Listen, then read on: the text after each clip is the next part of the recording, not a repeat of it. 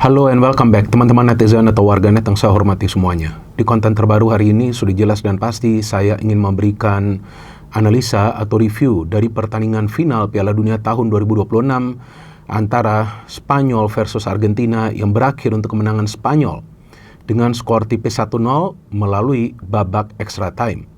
Dengan hasil akhir ini teman-teman, berarti Spanyol telah berhasil 2 kali menjadi juara dunia.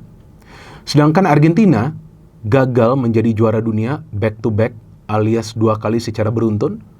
Tapi dengan Argentina bisa lolos ke final, artinya Argentina adalah salah satu tim yang paling sering lolos ke babak grand final, karena sebelumnya tahun 2022 mereka lolos ke final, tahun 2014 mereka lolos ke final juga tapi kalah lawan Jerman.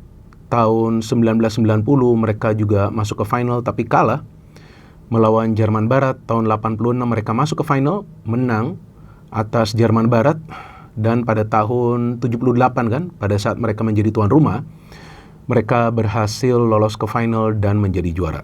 Artinya walaupun Argentina kalah di pertandingan dini hari tadi, ya tapi tetaplah mereka adalah tim yang layak lolos ke final. Dan saya ulangi lagi dan saya tegaskan bahwa saya tidak percaya ada semacam pengaturan atau juga konspirasi dari FIFA untuk meloloskan Argentina sampai ke final. Dan sebelumnya juga banyak yang mengatakan bahwa Argentina yang sudah pasti juara, tapi kan tidak dengan saya kan. Saya di konten preview untuk pertandingan final ini, saya sudah memberikan analisa saya dan juga memprediksi bahwa kemungkinan Spanyol yang akan meraih kemenangan dan menjadi juara. Dan saya juga jelaskan secara singkat bahwa saya feeling Spanyol yang kemungkinan bisa menjadi juara karena tim ini mengandalkan yang namanya konsep permainan atau yang kita kenal juga dengan istilah kerennya skema. Skema ini sangat penting teman-teman bagi sebuah tim. Bukan artinya Argentina tidak punya skema, jelas Argentina punya skema. Apa skema dari Argentina? Slow possession, memperlambat tempo permainan, dan kemudian switching play-nya mereka cepat karena mereka punya pemain yang jenius, yang menurut saya bukan manusia, tapi alien, yaitu siapa lagi kalau bukan yang menurut saya the real GOAT Lionel Messi.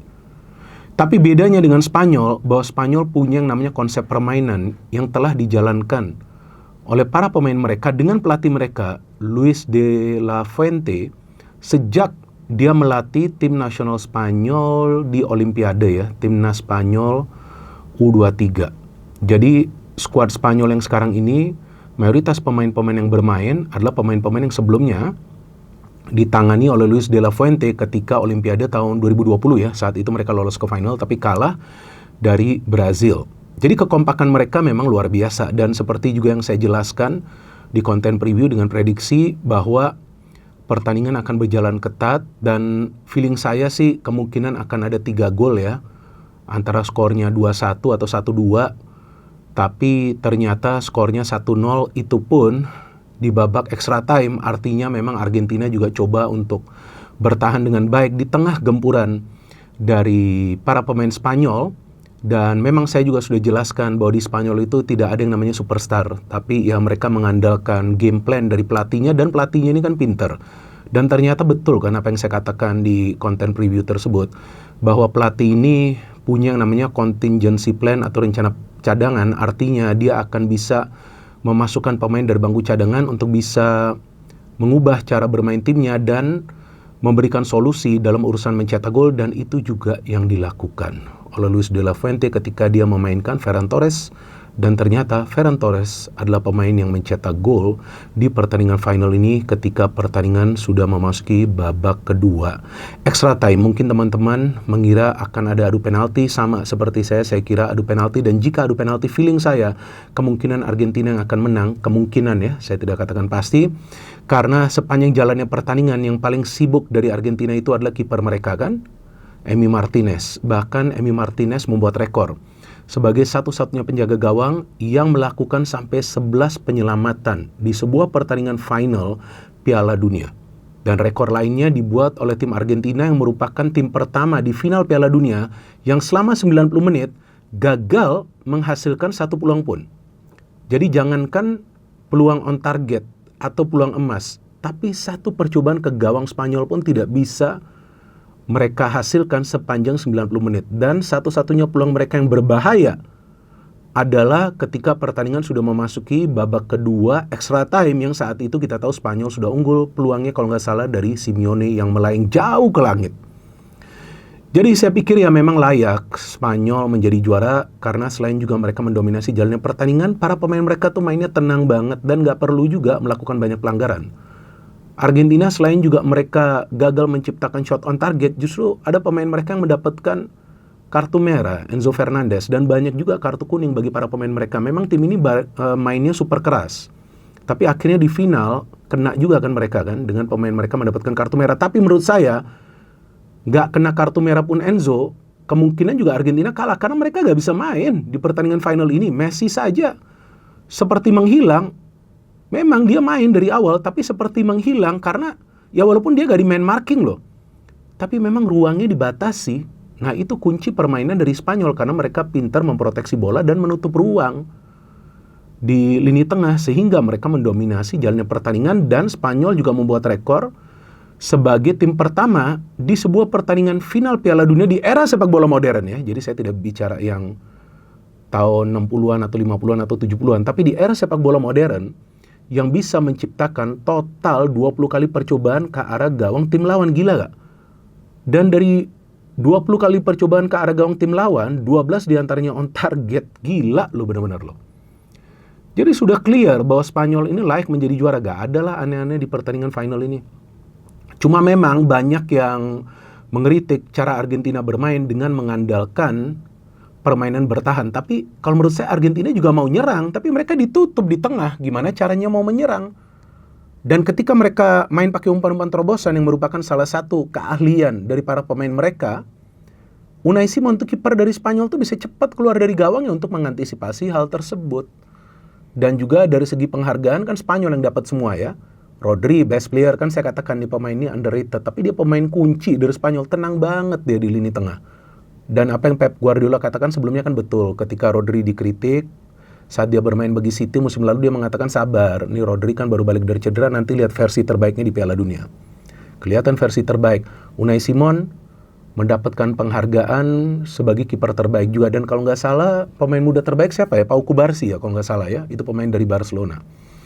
Jadi ya top scorer adalah Kylian Mbappe ya. Messi memang gagal mencetak gol di pertandingan final, tapi Messi saya pikir dia tetap adalah pemain yang hebat ya. Cuman memang di partai final timnya memang kalah taktik dari Spanyol, dan bagi saya final dini hari tadi berjalan menarik. Mungkin banyak yang menganggap boring, bagi saya menarik karena ini adu taktik. Jadi Scaloni ini nggak punya counter taktik bagi Spanyol, tapi Spanyol punya counter taktik. Apa itu? Sebentar saya akan jelaskan. Tapi teman-teman perlu juga memahami bahwa Spanyol ini adalah tim yang muda loh. Karena dari usia rataan mereka di starting lineup ini cuma 26 tahun. Ini beda dengan Argentina. Argentina tuh sampai 29 tahun. Dan hebatnya Spanyol ini punya kedalaman skuad. Bahkan ketika Rodri saja diganti, ada pemain lain yang masuk, tapi tetap saja permainan mereka bagus kan. Lagi-lagi seperti yang saya katakan, itu yang namanya konsep permainan. Pedri saja nggak main dari awal kan, Pedri kan. Nah, tapi kemudian oke aja dia masuk kan. Tuh, Ferran Torres bahkan masuk sebagai pemain pengganti ketika Oyarzabal diganti. Rodri ditarik keluar di menit 99, main Zubimendi, oke, bagus. Jadi taktik dari De La Fuente ini simple. Dapat bola, mainkan bola itu secara cepat tapi progresif, jadi ke depan, dan jangan terlalu lama menaruh bola itu di kaki. Kenapa? Karena sebetulnya Argentina pun di tengah nih kuat dengan daya pressing mereka, tapi ketika sirkulasi bola berpindah begitu cepat, mereka juga kewalahan karena walaupun mereka punya pemain-pemain yang kuat, tapi mereka tidak punya pemain-pemain yang mengandalkan speed di tengah. Seperti McAllister, Enzo itu gak punya kecepatan, apalagi De Paul. Itu yang menyulitkan mereka ketika sirkulasi bolanya cepat. Gila, itu Lamine Yamal dapat berapa peluang untuk mencetak gol, apalagi yang di menit kelima itu sudah berhadapan. Sedangkan dari Argentina mereka gak bisa melakukan yang namanya counter pressing. Kalau mau lakukan juga mereka buat pelanggaran. Maka itu saya melihat bahwa ya di sini gak bisa kita salahkan Scaloni juga. Memang Spanyolnya terlalu bagus. Bahkan dari jumlah foul, Argentina itu sampai 25 kali foul. Tapi dari jumlah passing mereka hanya 400-an. Spanyol itu double. Kenapa saya berbicara soal statistik? Karena statistik ini memberikan gambaran dari jalannya pertandingan. Jadi Spanyol tuh gak cuma menang di statistik, tapi overall secara permainan. Dan mereka bermain dengan sangat tenang. Gak perlu aneh-aneh, pokoknya simple, fokus, bagi ke siapa pemain yang sudah mencari ruang. Dapat bola, berikan bola ke depan langsung, maka itu mereka bermain sebagai satu unit. Jumlah pemain yang menyerang dan bertahan tuh selalu sama. Jadi Argentina mau main counter pun mereka sudah bisa menutup ruang. Mereka sudah cepat menutup ruang, baik di tengah dan juga di lini pertahanan. Dan memang Argentina kan sebelumnya beberapa kali melakukan comeback, tapi ketika Spanyol sudah mencetak gol di extra time ya sudah sulit. Dan Messi ini kan kelihatan ya, bahwa dia ketika memang dibatasi ruang geraknya, maka dia akan sulit bahkan untuk memberikan assist. Dan menurut saya ya inilah bedanya antara Spanyol dengan Argentina. Spanyol itu punya Lamine Yamal, tapi Lamine Yamal ini kan team player ya. Jadi dia ini bukan superstar, kan saya sudah katakan sebelumnya. Oke lah, dia pemain bintang tapi bukan mega bintang. Tapi dia wonderkid dari Spanyol. Jadi dia harus main untuk tim. Artinya nggak harus Lamine Yamal terus yang memberikan assist atau mencetak gol, enggak kan, nggak harus. Tapi kalau di Argentina kan beda, mereka perlu yang namanya magis dari Messi itu gak muncul karena para pemain Spanyol juga gak fokus mengawal dia. Yang penting kita tutup aja ruangnya. Gimana dia mau kasih terupas atau apa? Adalah 1-2 kali dia coba untuk memberikan terupas. Dan memang kita lihat proses gol itu dong yang teman-teman harus lihat. Kan build up dari belakang, gak ada lu faktor fisik atau stamina yang lemah dari para pemain Spain. Pelatihnya pintar melakukan rotasi yang baik. Dan Enzo itu memang jelas lah kartu kuning kedua dan kartu merah. Dan golnya ini menarik banget loh. Lamine dapat bola setelah build up dari belakang, dia kasih bola kepada Poro memberikan bola ke tiang jauh.